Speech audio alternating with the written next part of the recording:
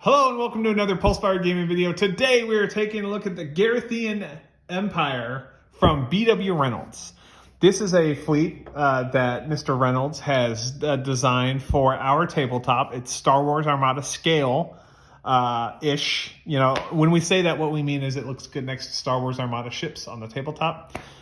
He is the guy who invented our fantastic stands that we use for full thrust and are appropriate for other games as well, that have the arc, firing arc, and then the course stand on them. And he's a talented 3D modeler for NASA. What we're doing here today is looking at the Garathian Empire, and we're going to start with a little lore. An early human attempt to colonize the hazardous Garathian star system, viewed as a failure with all contact with the colonies permanently severed. As generations passed, the Garathian colonists developed a booming economy in isolation and adapted a government system similar to the empires of Earth's past.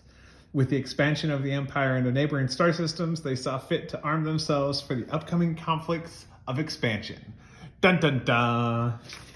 That's straight from the Colts 3D page. If you're interested, we will have a link in the section down below.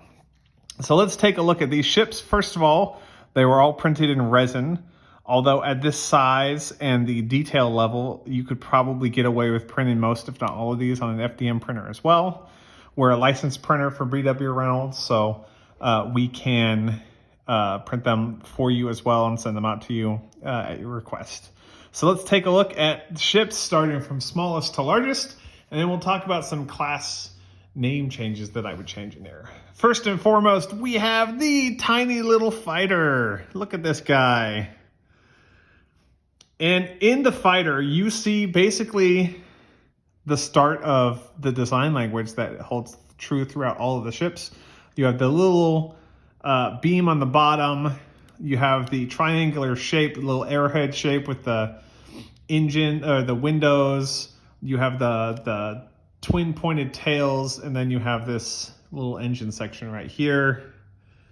And you know, it's actually really easy to paint. They're really easy to print. They fit well in the stands. These are the as we've mentioned before, the BWReynolds stands.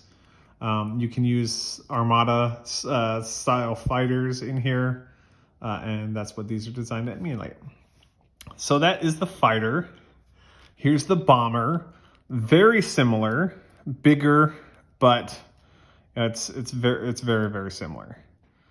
You can see the detail in the bottom, detail in the back. You know, we are not the best painters, although we did put off shooting this video because we said that we would do more painted ships in 2022, and this is the commitment to that. So we got the fighter and the bomber. Now we're going to take a look at the Corvette. Here's the fantastic Corvette. You can see that my memory isn't very good, so I wrote Corvette on the bottom so I wouldn't mess that up during the video today. We chose the color scheme. These are all Citadel paints that we used on here, including the brown contrast as the base paint. We didn't do a great job. We could probably do a better job, but you know, that comes with, I think, more practice. So that was the Corvette. Now we're going to take a look at the small cruiser. Okay, small cruiser. You start seeing on the actual ships that it's got these things on here. I would interpret these as either PDCs or like beam 1s and maybe beam 2s, and having your main cannon down here. And then next we're going to take a look at the destroyer. So here's the destroyer unit. It's a slightly bigger hull. You can tell it's similar to the small cruiser, but it's very much more beefy. It's got more room, more space for weapons and stuff like that. And then now we have the named frigate. Okay. And the battle cruiser. So this is going to be the first really big ship that you'd see in here. And they're all very similar designs. This one's got more little ports in the front. This one also, you start seeing more details in the engines in the back. And then the Battleship. Now, when we printed this, what we should have done for support orientation is printed it like this, but instead we printed it like this. So the little tails didn't print out on this one, and they printed wavy on the other one. And that was our failed supports, which we have corrected since. Okay, that is the Battleship. And last but not least, we have this giant beefy boy, the Carrier. The Carrier is obviously the big ship for the Garathians. Like I said, this is a result of not great supports, but all in all, it came out really, really good. They're very fun ships to print. They're very fun ships to paint. And even someone as rudimentary and paint by numbers as me would be able to paint these up and make them look at least okay. You know, really, I'm not printing anything to have this win any awards. It's just get it on the table and make it look interesting. So, the way that these ships are named, I think I would change a little bit. I think the Battleship, the Carrier, the Battle Cruiser are all fine. But then we get to these three guys right here. I think there's an issue. The way that I would change this is, so this is called the Small Cruiser.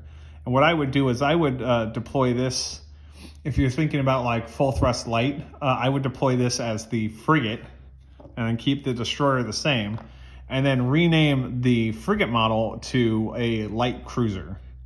That way it matches the classes that are available in full thrust light. In any case, we love showcasing these ships for BWReynolds. He's an asset to our community and our local gaming group, and just love putting these videos out. If you like what you see, feel free to like the video. If you want to see more, feel free to subscribe for future content. And if you have any comments, feel free to leave them in the comment section down below. Thank you very much and have a good day.